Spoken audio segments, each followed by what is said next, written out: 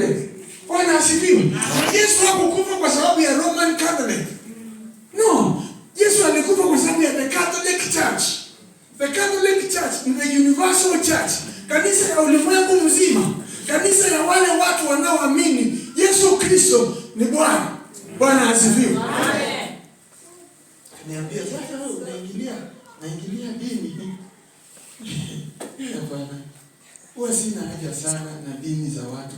Kwa sababu hata yetu huwa hainisaidii. Bwana asifiwe. Amen.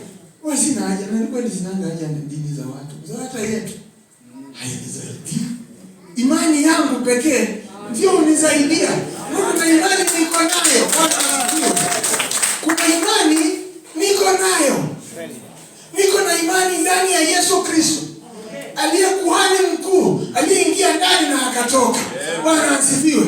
Aliyeingia ndani ya kaburi. Yesu aliambia watu wengine, mnaomba ishara. Sitawapa ishara nyingine, lakini nawapa ishara ya Jona. Akamwambia kama vile Jona alikuwa ndani ya samaki 3 days and 3 nights. Hivyo ndivyo mwana wa Adamu atakavyokuwa katika tumbo ya ulimwengu siku 3 na 3 nights. Bwana asifiwe. Amen. This is the miracle that he resurrected. Alifufuka. Bwana asifiwe. Now we are not beggars. We have the opportunity to go before God. Bwana asifiwe. Tuko na nafasi ya kumwendea Mungu. Si kwa sababu tuko wasafi. Hapana. Si kwa sababu tuko wema. Hapana. Si kwa sababu tunaenda hiyo njia ya msalaba tukamaliza. Hapana. Ni kwa sababu ya kitendo cha Yesu Kristo. Kama vile Musa alivyoangika nyoka wa shaba, vile mwana wa Adamu ameangikwa. Bwana asifiwe. Ilikuwa inakosi mtu kuumwa na nyoka. Angalie nyoka ya shaba. Ameumwa na nyoka ya kweli, angalie nyoka ya shaba apone. Uumwe ukosa kuangalia ufe. Bwana asifiwe. Uumwe ukosa kuangalia ufanye nini? Na unakufa kweli. 32,000 walikufa. Bwana asifiwe. Walikufa ya kweli. Lakini ukiangalia tu kwa imani. Bwana asifiwe. Ni kwa imani tunasema kama uko mahali penye uwezi iona, ukimbia uiangalie, uione upone. Bwana asifiwe. And this is what we do. We look at Jesus.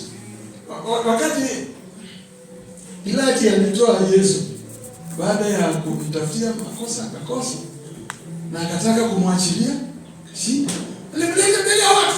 Kaambia muangalieni huyu mtu. Behold this man. Bwana asifiwe.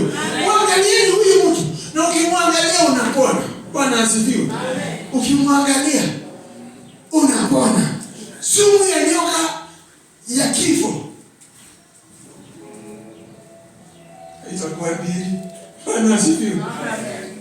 Friday tulikuwa tunazika mama yangu mzazi. Anayeozea was feeling good. Bwana sikia vizuri.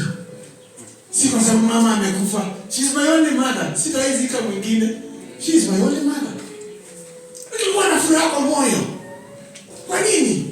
Kuna siku nilimbiria mama yangu na akakubali akaokoka. Bwana asifiwe. Amen. So akiwa hapo mochari, alikuwa amelazwa kwa jeneza. Niliangalia mwili wake. Ulikuwa mweusi. Kama yeye amemshona mdomo, akashona vibaya ikawa sikufurahia. Bwana asifiwe.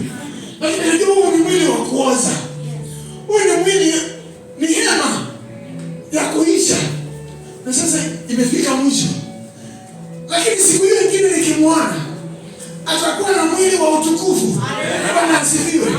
Si kwa sababu alikuwa mwema, si kwa sababu hakuwa na dhambi, ni kwa sababu alimkubali Yesu na akasamehewa dhambi zake zote. Bwana asifiwe.